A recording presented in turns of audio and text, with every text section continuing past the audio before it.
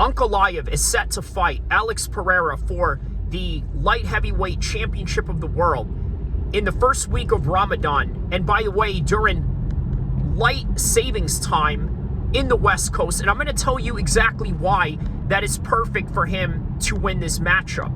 You see, one of the biggest disadvantages that Alex Pereira thinks of Magomed going into this fight is that he is fasting for Ramadan. And although a lot of people have seen videos of Alex Pereira back in 2015 making his shahada, we don't really know if he practices Islam to the fullest extent. And that being that, will he fast during Ramadan this year or any other year? And probably the answer is no, because the talk of the town right now is that Magomed is the one who is fasting for Ramadan, and there isn't any talks of Alex Pereira doing that at all. In fact, one of the main reasons why I was very suspect of Alex Pereira's Islamic practice is because right after he had beaten Izzy for the 185 championship, what did he do right after? He went and got a tattoo right on his arm with the symbol of the UFC belt. And here's the thing, right? There are many Muslim converts that have tattoos going into Islam. The only difference is that once they go into Islam, they stop getting tattoos. Now you got to ask yourself, when did Alex Pereira stop doing any of these things that he usually does when he was a non-Muslim? And that is the basis that I'm going off of, that there are only one guy in this whole entire fight that's fasting, and that is Magomed Ankalaev. So let me explain a couple of things that I said in the beginning of the video. I said that it is the first week of Ramadan. And let me tell you why that's significant. Because it's not in the middle of Ramadan where you're completely depleted, completely losing muscle mass within the third or last week of Ramadan, but rather you're in the first week of Ramadan, which means that all he's really doing is standard to the weight cutting process that he has to do anyway. And if that means he has to fast, if that means that he has to decrease his caloric intake, it's not that damaging going into this fight. Now, the night of the fight, that's a little bit different, because he has to wait up until sundown to eat. And here's the thing about the time zones around the world. For those of you that are not Muslim, that don't understand fasting during Ramadan, it varies in different parts of the world. Now in the West Coast, right here, the hours of fasting is not that long. We're talking about literally 11 or 12 hours. It's a very short time frame. Whereas in other parts of the world, let's say in the Norwegian areas, maybe even in New Zealand, maybe even in other parts of the world where there's barely any sun, like Alaska, the fasting lasts a whole lot longer, and we're talking like 18 to 20 hours. Out here in the West Coast, which comprises of California and Nevada, where this fight is taking place, we're looking at 12 hours of fasting. And not only that, here's another thing you have to take into consideration.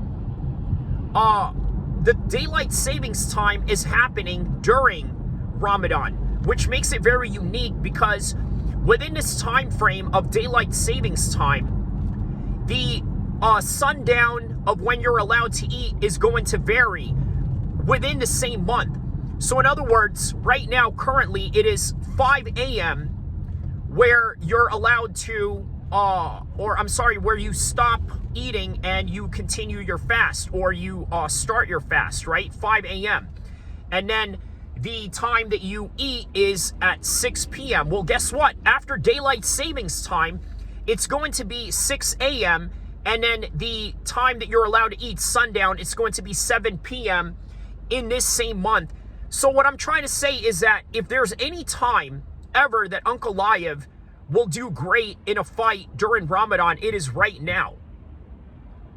Now, that's the physical part that I'm telling you about. The weight cutting aspect, the fasting, the religious aspect behind it, both for Ankalaev and for Magomed and Alex Pereira. I was going to say Magomed and Ankalaev, but they're the same person, but words are hard. You know what I mean.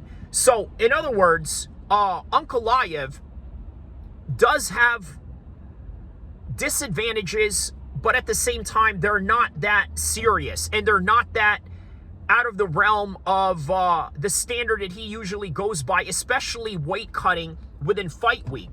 And this is very imperative to understand. So with that in mind, let's take a look at the technical aspects of this fight. I saw a short video with this fat dude in glasses, right? He claimed that he was a collegiate wrestler. Now the question was, out of all the UFC fighters you can fight, who do you think you could knock out? This fat guy who was a former collegiate wrestler, supposedly with glasses on, and if you guys seen this video circulating online, he said that he could beat Alex Pereira due to his collegiate wrestling level. Because he said that whenever you take Alex Pereira down, it just seems like it's easy to do that. And he also mentioned that, yes, this guy has the punches and the kicks to take me out, but by the end of the day, wrestling is his weakness, and if you apply it well enough against Alex Pereira, he's going to have problems in this fight. Now, here's the thing about Ankalaev, right? You don't really see him wrestle a lot.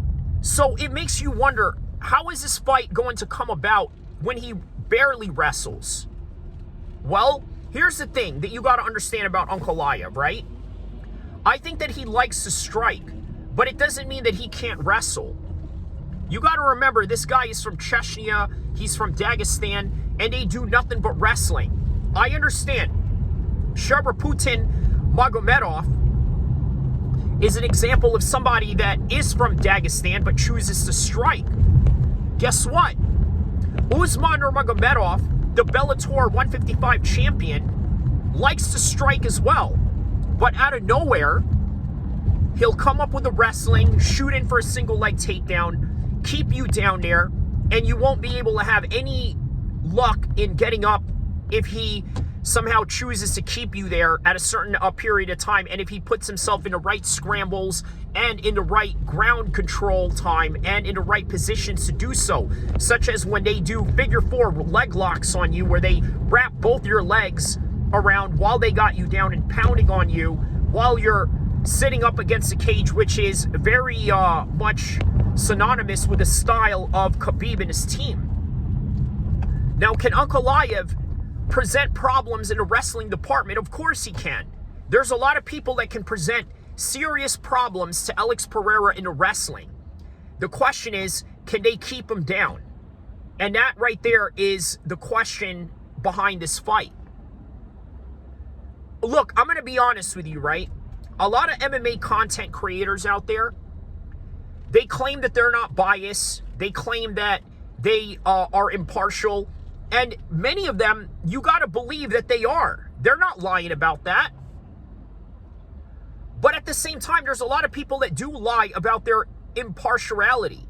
For example, MMA Guru. I mean, he's impartial to everyone else, but because of the fact that he built a relationship with Dricus du Plessis and his team down in South Africa, he has a little bit of a biasness there. And he kind of showed that in the Sean Strickland fight the second time around. Because after Dricus won, what did he do? He put the South African flag behind him. He was wearing like a little dashiki getup and this and that. And then I started thinking to myself, not every content creator in the MMA space is unbiased. Well, I got to tell you, I'm pretty biased at this. Because Ankalaev is a Muslim brother and he's fighting during Ramadan.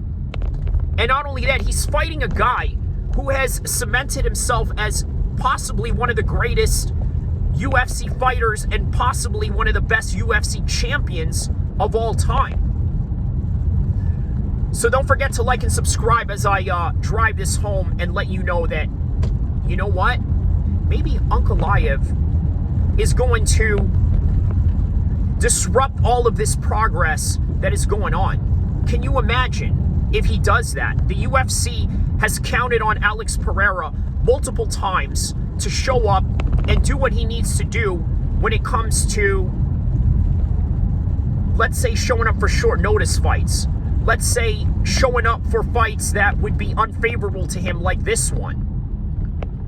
On any other given circumstances, Alex Pereira would not have taken this fight. But because it is during Ramadan and because it is during fasting season, he feels that he has an advantage. In my humble opinion, I don't think he does. Don't forget to like and subscribe.